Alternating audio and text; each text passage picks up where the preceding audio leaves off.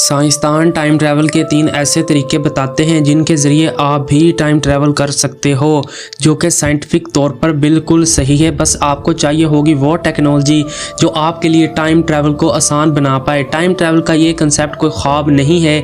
साइंसी किताबें ये साफ साफ कहती हैं कि टाइम ट्रैवल बिल्कुल मुमकिन है। 1895 में कुछ यूँ हुआ था जब H.G. वेल्स ने एक नोवेल लिखी जिसका नाम था टाइम मशीन। इसके बाद ये लफ्ज़ बड़ा ही पॉपुलर हो गया। हालांकि ये नावल पूरी तरह से साइंस फिक्शनल थी, लेकिन इस नावल में साइंसी दुनिया में खलबली मचा दी और साइंसदान सोच में पड़ गए कि क्या टाइम ट्रैवल सच में मुमकिन है। इसके बाद साइंसदान टाइम ट्रैवल से समुंदर एक के बाद एक थ्योरी देते गए और इन तरीकों को एक्सप्लेन करते गए जिनके ज़रिए टाइम ट्रैवल मुमकिन हो सकती है। हकीकत में वक्त को समझ पाना एक मुश्किल काम है। सभी के लिए वक्त की अलग अलग इमेजिनेशन हो सकती है। कोई वक्त को टिक टिक करती घड़ी से मेजर करता है तो कोई ज़मीन में हो रहे रद्दो बदल से वक्त को देखता है। सर आइजैक न्यूटन ने भी वक्त को एक एरो की तरह देखा, जिससे एक तीर कमान से निकलने के बाद आगे ही जा सकता है, वापस नहीं लौट सकता। इसी तरह वक्त भी एक एरो की तरफ फॉरवर्ड डायरेक्शन में चल रहा है, जिस वक्त पास्ट से फ्यूचर की तरफ बढ़ रहा है, जैसे जैसे साइंसदान एरो ऑफ टाइम भी बोलते हैं। इसमें वक्त का ये एरो मौजूदा दौर से फ्यूचर की तरफ बढ़ रहा है, जैसे मौजूदा वक्त के पल पास्ट में गायब होते जा रहे हैं और फ्यूचर के लम्हात मौजूदा दौर में तब्दील हो रहे हैं। न्यूटन ने यह भी कहा था कि वक्त का ये एरो एक फिक्स गति से फ्यूचर की तरफ बढ़ रहा है, लेकिन इसके बाद एल्बर्ट आइंस्टाइन आए जिन्होंने वक्त की हिस्ट्री को पूरी तरह से बदल दिया। एल्बर्ट आइंस्टाइन ने वक्त को एक इल्यूजन यानी इमेजिनेशन की तरह देखा। आइंस्टाइन का मानना था कि वक्त एक नदी की तरह है। जिस तरह से नदी में कहीं पर पानी का बहाव कम होता है तो कहीं पर पानी का बहाव बहुत ज़्यादा होता है, इसी तरह कायनात में वक्त कहीं पर कम स्पीड से चल रहा है तो कहीं पर तेज़ स्पीड से दौड़ रहा है। अल्बर्ट आइंस्टाइन ने यह भी कहा कि पास्ट, प्रेजेंट और फ्यूचर ये भी एक तरह से हमारा भ्रम है और ये तीनों इस कायनात में पहले से ही मौजूद हैं। वक्त का दूसरा चेहरा है तब्दीली। वक्त आगे की तरफ बढ़ रहा है। इसका अंदाज़ा हम सिर्फ एक तरह से लगा सकते हैं, वो है इंटररेपी। थर्मोडाइनमिक्स के सेकंड लॉ में एक टर्म आता है इंट्रोपी। इसका सीधा मतलब होता है ऑर्डर टू डिसऑर्डर। जिसे आप एक कांच के गिलास को फर्श पर गिराएंगे तो वो टूट जाएगा, लेकिन अगर मैं आपसे कहूं कि आप इस गिलास को सेम पहले जैसा बनाएं तो क्या ऐसा कर सकते हो? आप नहीं। आप इस गिलास को ग्लू से चिपका कर पहले जैसा बनाने की सिर्फ कोशिश कर सकते हो, लेकिन सेम पहले जैसा नहीं बना सकते। और एग्जाम्पल की बात करें तो हम सिर्फ बूढ़े हो सकते हैं, लेकिन चाह कर भी जवान या बच्चे नहीं बन सकते। यही है डिसऑर्डर, जिसे आप एंट्रोपी बोल सकते हैं। जब से ये कायनात बनी है तब से लेकर अब तक पूरी कायनात में डिसऑर्डर यानी एंट्रोपिक बढ़ती जा रही है। इससे ही शुरू तब्दीली बोलते हैं जो हमें वक्त की पहचान कराता है कि वक्त गुजर रहा है। अल्बर्ट आइंस्टाइन के मुताबिक वक्त एक फोर्थ डायमेंशन है, जिससे हमारे इस 3D वर्ल्ड में हम इन तीनों डायमेंशन में कहीं भी जा सकते हैं, आगे पीछे, ऊपर नीचे, दाएं बाएं। इस तरह वक्त की डायमेंशन में आगे हमारे लिए वक्त की डायरेक्शन फॉरवर्ड फ्यूचर की तरफ चल रही है। अगर हम टाइम मशीन बना लें तो इस चौथे डायमेंशन पर काबू पाया जा सकता है। और अभी जो वक्त सिर्फ फॉरवर्ड डायरेक्शन में चल रहा है, इसे हम टाइम मशीन की मदद से अपने मुताबिक कंट्रोल कर सकते हैं और वक्त में सफ़र कर सकते हैं। अब सवाल ये है आता है कि हमारी टाइम मशीन किन असूलों पर काम करेगी जिससे हम सफ़र कर पाएंगे। ये बात है साल 1905 की, जब जर्मनी में एक सस्पेंडेड ऑफिस में अल्बर्ट आइंस्टाइन एक क्लर्क की जॉब कर रहे थे। शाम का वक्त था और वो अपने घर की तरफ जा रहे थे। उन्होंने ट्रिप पकड़ी और तेज़ी से आगे बढ़ने लगे, लेकिन अलबत्ता आइंस्टाइन की नज़रें पीछे मौजूदा एक क्लॉक टावर पर पड़ती हैं। जैसे जैसे टर्म की घड़ी की सुई स्लो होती जा रही थी, आइंस्टाइन ने आहिस्ता आहिस्ता अपनी सोच का दायरा बढ़ाया और इस थ्योरी को नेक्स्ट लेवल पर ले गए। उन्होंने इमेजिन किया कि अगर जिस ड्रम में वो बैठे हैं वो लाइट की स्पीड से चले। अल्बर्ट आइंस्टाइन की इस इमेजिनेशन ने आने वाले वक्त की साइंस को ही बदल दिया।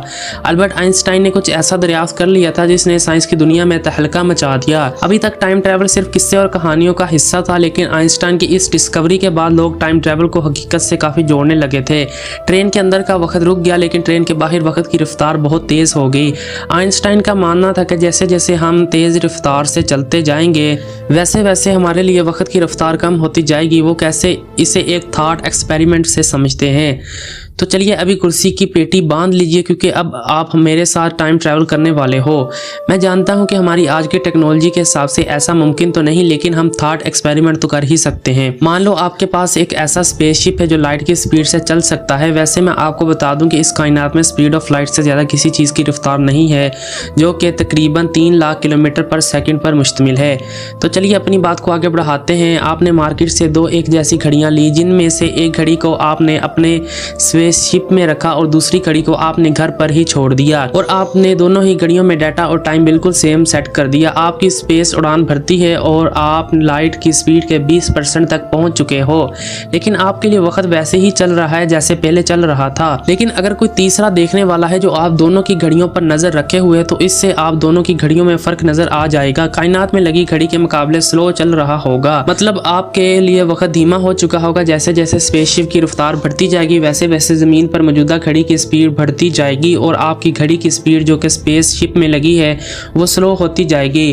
फाइनली जब आपकी स्पेसशिप लाइट की स्पीड के अप्रोक्सीमेटली करीब पहुंचती है, तो जो वो नज़ारा आएगा वो ये आपको दिखाएगा कि जब तक स्पेस में सिर्फ 5 मिनट गुजरेंगे, तब तक ज़मीन में 2 दिन बीत चुके होंगे। और अगर आप इसी रफ्तार से पूरे 1 दिन तक ट्रैवल करते हो, तो इतने में ही ज़मीन पर 19 महीने गुजर जाएंगे। और मज़े की बात पता है क्या है, आपके लिए भी वक्त की रफ्तार नॉर्मल ही रहेगी, और ज़मीन पर मौजूद लोगों के लिए भी वक्त की रफ्तार नॉर्मल रहेगी। किसी को पता ही नहीं चलेगा कि वक्त की रफ्तार में कोई तब्दीली हुई है।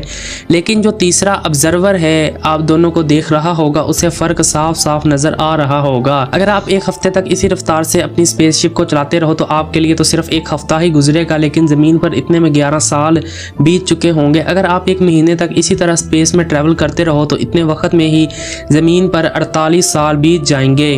और अगर बाय चांस आपने अपनी स्पेसशिप में इस स्पीड से लगातार 1 साल तक ट्रैवल किया, इतने में जमीन पर 575 साल बीत चुके होंगे।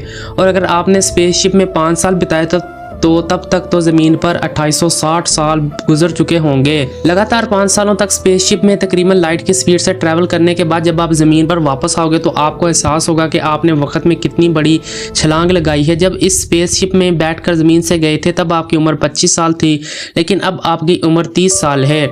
अब और आप अपने आप को वक्त से 2860 साल आगे पहुँच चुके हो।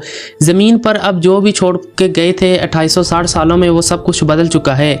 इसे ही टाइम डायलिसिस कहते हैं। दोस्तों, अभी आपने जो टाइम ट्रैवल किया वो तो 1 वे टिकट टू दी फ्यूचर है, मतलब आप इस मेथड से फ्यूचर में जा तो सकते हैं, लेकिन वापस नहीं लौट सकते। अगर आप एक बार फ्यूचर में गए तो वहीं पर रह जाओगे। दोस्तों, टाइम ट्रैवल के इसके अलावा भी और बहुत से तरीके हैं, चले इन्हें भी समझते हैं। जैसा कि अभी मैंने आपसे कहा था कि अल्बर्ट आइंस्टाइन ने वक्त को एक नदी की तरह कहा है, और कायनात में वक्त को जो सबसे ज़्यादा हैरान कुन कर रहा है वो है ग्रेविटी। आइंस्टाइन का मानना था कि जहाँ पर ग्रेविटी का दबाव ज़्यादा होता है, वहाँ पर वक्त धीरे से चलता है, और जहाँ पर ग्रेविटी कम होती है, वहाँ पर वक्त तेज़ रफ्तार से गुजरता है। अगर हम अपने सोलर सिस्टम की बात करें, तो हमारे सोलर सिस्टम में सभी सियारों पर वक्त की चाल अलग अलग होगी। सूरज और जुपिटर पर वक्त कम रफ्तार से गुजर रहा होगा। जुपिटर और सूरज की ग्रेविटी इतनी ज़्यादा नहीं है कि वो वक्त को ज़्यादा कम कर पाएँ, इसलिए हमें सूरज और ज़मीन के वक्त में ज़्यादा फ़र्क देखने को नहीं मिलेगा।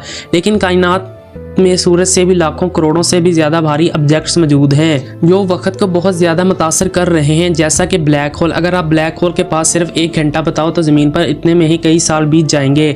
और जब आप ज़मीन पर वापस आओगे, तो आप अपने आप को फ्यूचर में पाओगे। अब अगर आपको याद हो, तो इंटरस्टेलर मूवी में इसी कंसेप्ट को दिखाया गया है, जिसमें ब्लैक होल के पास एक सियारा है जिस पर सिर्फ 1 घंटा गुजारा जाए, तो इतने में ज़मीन पर 7 साल गुजर जाएंगे। दोस्तों, ब्लैक होल से भी टाइम ट्रैवल करने में हम सिर्फ फ्यूचर में तो जा सकते हैं, लेकिन वापस नहीं लौट सकते। अगर देखा जाए तो ब्लैक होल से टाइम ट्रैवल और लाइट की स्पीड से टाइम ट्रैवल के ये दोनों ही तरीके साइंसी लिहाज से पॉसिबल तो हैं, लेकिन हमारी खुद की लिमिटेशंस हैं, हमारी लिमिट्स हैं कि हम इन दोनों ही तरीकों से टाइम ट्रैवल नहीं कर सकते। क्यों ना तो हमारे पास वो टेक्नोलॉजी है जिससे हम लाइट की स्पीड के बराबर भी चल पाएँ, और ना ही हमारे नज़दीक कोई ऐसा ब्लैक होल है जिसके पास जाकर हम टाइम ट्रैवल कर पाएँ। तो ये भी टाइम ट्रैवल बहुत ज़्यादा टाइम कंज्यूमिंग होगी। इस तरह के मेथड में हम टाइम ट्रैवल करने के लिए टाइम डायलेशन पर डिपेंडेंट रहेंगे, और हम सिर्फ फ्यूचर में ही जा पाएंगे। पास्ट का क्या, और हमें चाहिए कि हम इंस्टेंट टाइम ट्रैवल करें और एक ही पल में वक्त में बड़ी बड़ी छलांग लगा सकें। तो साइंसदानों ने इसका भी हल निकाला हुआ है, इसलिए साइंसदानों ने इंस्टेंट टाइम ट्रैवल करने की भी थ्योरी दे रखी है, और वो ये है कि वार्म होल, साइंसदानों का मानना है कि कायनात में ब्लैक होल की तरह वार्म होल भी मौजूद है, जिसके दो रास्ते होते हैं, एक आने का दूसरा जाने का। यहाँ से भी हम टाइम ट्रैवल कर सकते हैं और वो भी इंस्टेंट। अगर आपने डॉक्टर स्ट्रेंज मूवी देखी है तो इसमें इसी कंसेप्ट का इस्तेमाल किया गया है। अगर हमने ऐसा कोई चीज़ बना ली जो किसी ब्लैक होल के पास खुलती है तो हम इस वार्म होल के ज़रिए ब्लैक होल तक पहुंच जाएंगे और टाइम ट्रैवल कर पाएंगे। वार्म होल सिर्फ स्पेस में ही शॉर्टकट नहीं होते बल्कि ये स्पेस टाइम में भी शॉर्टकट होते हैं। मतलब वार्म होल के ज़रिए हम सिर्फ स्पेस में ही लंबी लंबी दूरी तय नहीं कर सकते बल्कि फ्यूचर में लंबी लंबी छलांग भी लगा सकते हैं। वार्म होल वो पोर्टल है जो टाइम में भी शॉर्टकट्स बनाते हैं। वार्म होल की मदद से हम पास्ट और फ्यूचर दोनों में ही इंस्टेंट टाइम ट्रैवल कर सकते हैं। अगर हमें इंसानों का वो वक्त देखना है जहाँ से इंसानियत या ज़िंदगी का आगाज़ हुआ या डायनासोर्स को देखना है तो हम वार्म होल की मदद से इस दौर में जा भी सकते हैं और वापस अपने दौर में भी आ सकते हैं।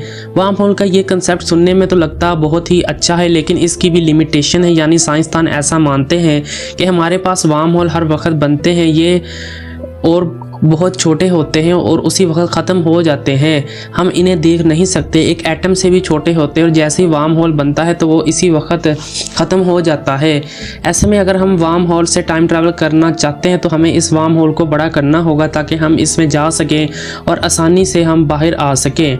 लेकिन हमारे पास लौटने से पहले अगर वार्म होल बंद हो जाए तो हम वहीं फंसे रह जाएंगे। तो वार्म होल को बड़ा करने उसे खुला रखने के लिए हमें टेक्नोलॉजी की ज़रूरत पड़ेगी और हमें नेगेटिव एनर्जी की ज़रूरत भी पड़ेगी। नेगेटिव एनर्जी एक तरह से एंटी ग्रेविटी की तरह काम करेगी, लेकिन फिर से हमारे लिए नेगेटिव एनर्जी बनाना ही सबसे बड़ी प्रॉब्लम होगी। अगर हम डार्क एनर्जी को कंट्रोल कर पाएँ तो शायद हम ऐसा कर पाएँ। अब अगर मान लो कि हमने एक ऐसी टाइम मशीन बना ली जिसकी मदद से हम पास्ट और फ्यूचर दोनों में ही इंस्टेंट टाइम ट्रैवल कर सकते हैं और अपने प्रेजेंट में वापस लौट सकते हैं, तो क्या ऐसा साइंसी रूप से मुमकिन है? और क्या ऐसा हो सकता है कि हम पास्ट में जाकर अपनी की गई गलतियों को सुधारकर अपने प्रेजेंट को बदल पाएं? और क्या इसका हमारी ज़िंदगी पर कोई असर होगा? और फिर यहाँ पर पैराडॉक्स का कंसेप्ट शुरू हो जाता है जिसकी बात हम किसी और वीडियो में करेंगे।